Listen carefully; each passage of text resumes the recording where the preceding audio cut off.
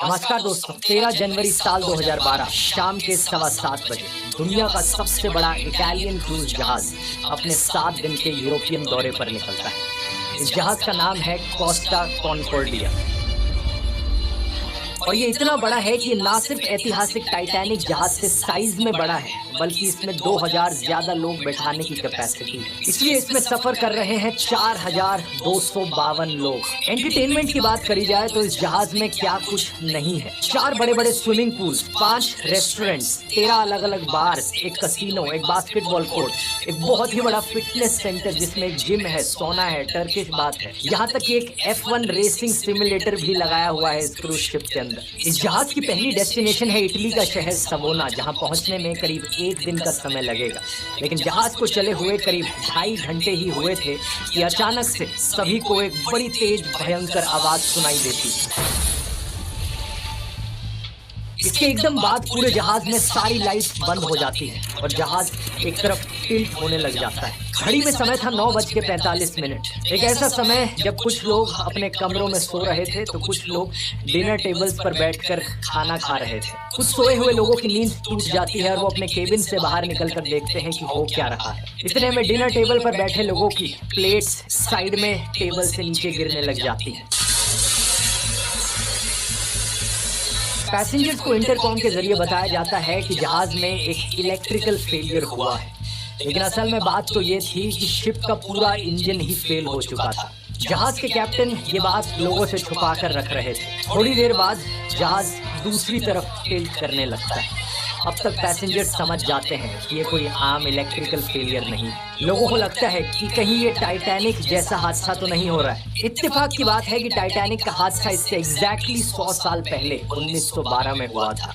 और अब इस जहाज में जब इलेक्ट्रिकल फेलियर हुआ तो उस वक्त इसके डाइनिंग हॉल में टाइटैनिक का famous theme song my heart will go on बज रहा था। धीरे धीरे ये जहाज और टेढ़ा होने लगता है, राइट साइड की तरफ झुकने लगता है और नीचे वाले कमरों में पानी भरना शुरू हो जाता है। अब तक लोगों ने रियलाइज कर लिया था कि ये जहाज तो डूबने वाला है, लेकिन पैसेंजर्स को ढंग से क्यों नहीं बताया जा रहा? शिप के कैप्टन इतने चुप क्यों बैठे?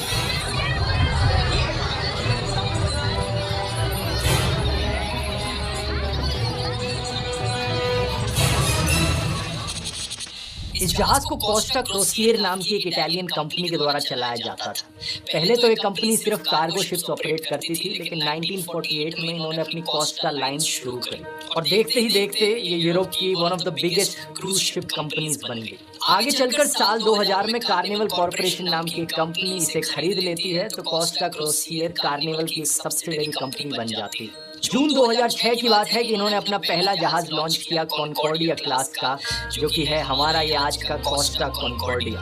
अपने जमाने की सबसे बड़ी इटालियन क्रूज शिप। इसे बनाने की कॉस्ट पड़ी थी $570 मिलियन, उस जमाने के 2500 करोड़ रुपए। उस दिन इस जहाज के कैप्टन फ्रांसेस्को शेटिनो एक इटालियन आदमी ही थे। साल 2002 से इन अगले मिनटों में जहाज रुका नहीं था अपनी जगह पर, बल्कि आगे बढ़ते जा रहा था आइलैंड से दूर। 10 बजे के करीब कैप्टन शेटिनो को लगता है कि इस जहाज को वापस घुमा लेना चाहिए। अगर हम डूब गए तो बीच समुद्र के अंदर रहना ज्यादा खतरनाक होगा, आइलैंड के पास रहेंगे तो बेहतर है। जहाज ये प्रॉब्लम्स अगर जल्दी एडमिट करी होती तो बेहतर रहता। सच्चाई से मुंह मोड़ लेना एक बहुत खतरनाक चीज बन सकती है। जैसे सारी गई इसकी वजह से एक्सीडेंट हुआ है, उल्टा कहते हैं, एक्चुअली में एक्सीडेंट हुआ है, उसकी वजह से लाइट गई। इसी बीच कुछ पैसेंजर्स परेशान होकर लोकल पुलिस को कॉल करने की कोशिश करते हैं। 10:12 पर इटालियन कोस्ट गार्ड जहाज के कैप्टन को कॉल करती है। बताओ हमें चल क्या रहा है?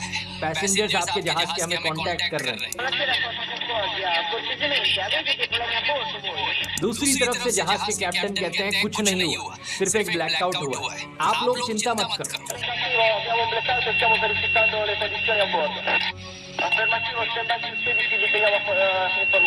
ये बात तब कही गई जब आधा घंटा ऑलरेडी हो चुका था टकराव हुए। 10 मिनट और बीतते हैं और तब जाकर कैप्टन शेटिनो का मन बदलता है। आखिर कब तक झूठों के सहारे वो सच्चाई को दबाकर रखेंगे? रात के 10:22 शेटिनो रेडियो ऑपरेटर को कहते हैं कि तुम कोस्ट गार्ड को कॉल करके बताओ कि जहाज के लेफ्ट साइड में एक टक्कर लग गई है और कॉन्कॉर्डिया को टग बोट्स की मदद की जरूरत है। लोगों को लाइफ जैकेट हमने दे दी है और सब लोग सेफ हैं।